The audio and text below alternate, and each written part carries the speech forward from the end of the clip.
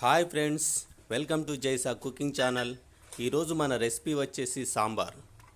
దీన్నే కొన్ని ఏరియాల్లో పప్పుచారు అని కూడా అంటారు. వెజ్ కానీ నాన్ వెజ్ కానీ ఏ ఫంక్షన్ అయినా సరే కంపల్సరీ ఉండే ఐటమ్ ఏంటిదంటే సాంబార్. ఫంక్షన్లలో వచ్చే సాంబార్ టేస్ట్ మన ఇంట్లో చేసినప్పుడు కూడా రావాలంటే ఈ విధంగా చేసి చూడండి. సాంబార్కి మంచి టేస్ట్ వస్తుంది.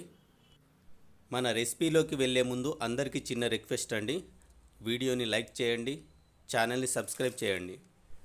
సాంబార్ ప్రిపరేషన్ కోసం ఒక చిన్నపాటి సొరకాయ, 2 లేదా 3 ములక్కాయలు, ఒక క్యారెట్, ఒక 2 బెండకాయలు, ఒక వంకాయ, ఒక 2 పచ్చిమిర్చీలు, ఒక మీడియం సైజు ఉల్లిగడ్డను వీడియోలో చూపించిన విధంగా కట్ చేసుకొని పెట్టుకోవాలి. ఒక పెద్ద నిమ్మకాయ సైజ్ అంత చింతపండును ఒక గిన్నెలో నానబెట్టుకొని పెట్టుకోండి. ఒక కప్పు కందిపప్పుని ఒక కుక్కర్లో తీసుకొని శుభ్రంగా కడుక్కోండి. కడిగిన కందిపప్పులో కొన్ని వాటర్ పోసుకొని ఒక అర్ధగంట సేపు నానబెట్టుకోండి. కందిపప్పు 30 నిమిషాలు నానిన తర్వాత కుక్కర్ మూతబెట్టి ఒక 3 లేదా 4 విజిల్స్ వచ్చే వరకు ఉడకబెట్టుకోవాలి. ఒక గిన్నెలో 3 లేదా 4 టేబుల్ టీ స్పూన్ల ఆయిల్ తీసుకొని వేడి చేసుకోవాలి.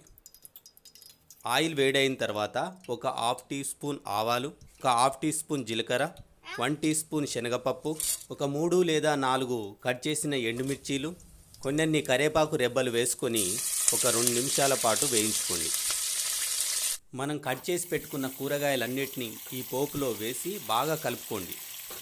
కూరగాయలన్నీ పోపుతోటి బాగా కలిసిపోయేలా కలుపుకున్న తర్వాత గిన్నెపై మూత పెట్టి ఒక 5 నిమిషాల పాటు స్టవ్ని మీడియం ఫ్లేమ్లో ఉంచి ఉడికించుకోవాలి.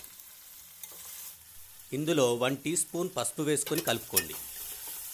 పసుపు వేసి కలిపిన తర్వాత మరొక 2 నిమిషాల పాటు ముక్కల్ని ఉడికించుకోండి. ఇప్పుడు మనం నానబెట్టి పెట్టుకున్న చింతపండు రసాన్ని ఇందులో పోసి కలుపుకోండి. ఒకసారి పులుపు చూసుకొని, ఒకవేళ పులుపు ఎక్కువైతే కొన్ని వాటర్ యాడ్ చేసుకోండి. వాటర్ యాడ్ చేసిన తర్వాత ఒక 5 నిమిషాల పాటు బాగా మరగనివ్వాలి. మరుగుతున్న చారులో రుచికి సరిపడా ఉప్పు, రుచికి సరిపడా కారం వేసుకొని కలుపుకోవాలి. ఉప్పు కారం కలిపిన తర్వాత ఒక 2 నిమిషాల పాటు మరగనించి మనం మెత్తగా చేసుకున్న పప్పును ఇందులో వేసుకోవాలి.